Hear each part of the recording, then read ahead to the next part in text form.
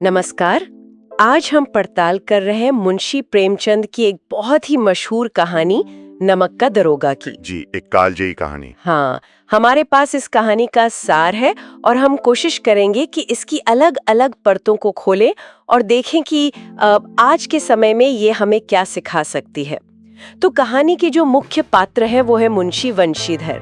पढ़े लिखे हैं, योग्य है, लेकिन गरीब है। हाँ, और उनके पिताजी जो थोड़ा दुनियादार किस्म के हैं, वो सलाह देते हैं कि बेटा कोई ऐसी सरकारी नौकरी देखो जिसमें थोड़ी ऊपरी आय हो। बिल्कुल, मतलब वो उस जमाने की सच्चाई बयान कर रहे हैं ना। सही कहा। और देखिए नौकरी मिलती भी है नमक विभाग में। हाँ, दरोगा के पद पर। जी, दरोगा। और ये विभाग उस जमाने में मतलब काफी बदनाम था ऊपरी आय के लिए, क्योंकि नमक पर टैक्स बहुत ज्यादा था। हाँ, टैक्स ज्यादा तो तस्करी और घूसखोरी ये सब आम बात थी। तो यहीं से कह सकते हैं वंशीधर के जो सिद्धांत हैं उनकी परीक्षा का मंच तैयार होता है। और वो परीक्षा जल्दी आ भी जाती है। बिल्कुल। एक रात का वाकया है। यमुना नदी के पुल पर उन्हें कुछ गाड़ियों की आवाज सुनाई देती है। हाँ, और जब वो जाकर देखते हैं तो पता चलता है कि वो पंडित आलूपीदीन हैं, इलाके के सबसे मतलब धनी और असरदार व्यक्ति। और वो गैर कानूनी तरीके से नमक ले जा रहे हैं। जी, यहीं से वो टकराव शुरू होता है। एक तरफ कानून का रखवाला, दूसरी तरफ पैसे और पहुंच वाला आदमी। ये आलूपीदीन का किरदार भी बड़ा दिलचस्प है। वो सिर्फ अमीर नहीं है। नहीं, बिल्कुल नहीं। वो खुद को लक्ष्मी का उपासक मानते हैं। उनका मानना है कि पैसे से दुनिया की हर चीज खरीदी जा सकती है, न्याय, नीति, सब। तो वो कोशिश करते हैं वंशीधर को खरीदने की। हाँ, पहले 1000 रुपए देते हैं, फिर 5, 10, 15, 20, 40,000 तक पहुंच जाते हैं। 40,000? हाँ, उस जमाने के 40,000 सोचिए कितनी बड़ी रकम होगी। बिल्कुल। लेकिन वंशीधर अडिग। वो साफ कह देते हैं, हम उन नमक हरामों में नहीं हैं जो कौड़ियों पर अपना ईमान बेचते फिरते हैं। क्या बात है, मतलब इतनी हिम्मत, खासकर जब आलूपीदीन अपने रुतबे की धमकी भी देते हैं। जी, धमकी भी देते हैं, लेकिन वंशीधर नहीं मानते और उन्हें गिरफ्तार कर लेते हैं। मामला अदालत पहुंचता है। हाँ, और यहाँ कहानी एक थोड़ा निराशाजनक मोड़ लेती है, कह सकते हैं। कैसे? अदालत में पैसा बोलता है, वकील, गवाह, अफसर सब आलूपीदीन के प्रभाव में। मतलब पूरी व्यवस्था ही जैसे उनके साथ है। बिल्कुल। वंशीधर एकदम अकेले पड़ जाते हैं। उनकी सच्चाई, उनकी ईमानदारी वो सब हार जाती है। और आलूपीदीन बरी हो जाते हैं। हाँ, बरी हो जाते हैं और उल्टा वंशीधर को नौकरी से निकाल दिया जाता है। ओह, ये तो बहुत बुरा हुआ।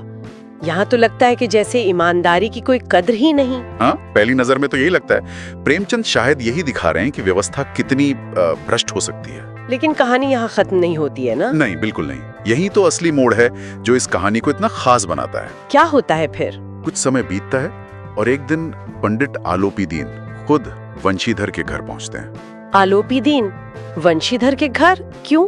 माफी मांगने नहीं, बल्कि वो वंशीधर की उस कर्तव्य निष्ठा से, उस ईमानदारी से इतने प्रभावित होते हैं। अच्छा। हाँ, वो कहते हैं कि मैंने बड़े बड़े अधिकारियों को, पैसे वालों को अपने इशारों पर नाचाया है, लेकिन तुम अकेले थे जिसने मुझे हराया। कमाल है।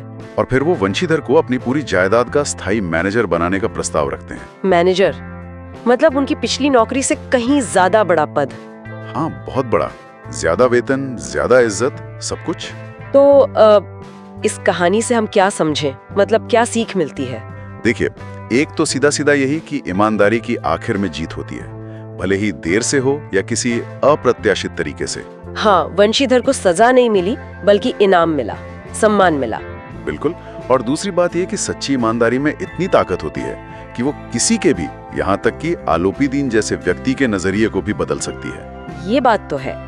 आलूपीदीन का हृदय परिवर्तन दिखाता है कि नैतिकता का असर हो सकता है, चाहे सिस्टम कितना भी खराब क्यों ना हो। जी, ये कहानी ईमानदारी को सिर्फ एक नैतिक गुण नहीं बल्कि एक शक्ति की तरह दिखाती है। ऐसी शक्ति जिसने उस आदमी को झुका दिया जो मानता था कि हर चीज बिकाऊ है। लेकिन क्या ये भी हो सकता है कि आलूपीदीन ने वंशीधर की ईमानदारी को अपने फायदे के लिए इस्तेमाल करने का सोचा हो?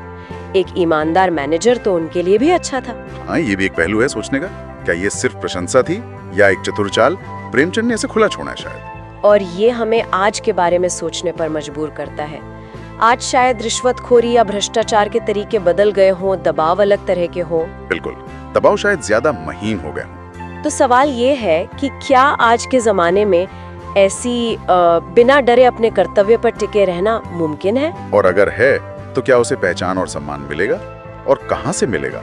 क्या हमेशा सिस्टम से ही मिलेगा या फिर आलोपी दीन जैसे किसी अप्रत्याशित कोने से? ये कहानी एक आदर्श तो दिखाती है, लेकिन साथ में जो असलियत का संघर्ष है उसे भी नहीं छुपाती। सही कहा। तो अंत में सोचने वाली बात शायद ये है कि आलोपी दिन का बदलना सिर्फ एक व्यक्ति का बदलाव था या उस सिस्टम में एक बहुत ही दुर्लभ अपवाद था जहां आज भी शायद कई वंशीधर बिना पहचाने रह जाते हो। जी, ये एक गहरा सवाल है जिस पर हम सबको सोचना चाहिए।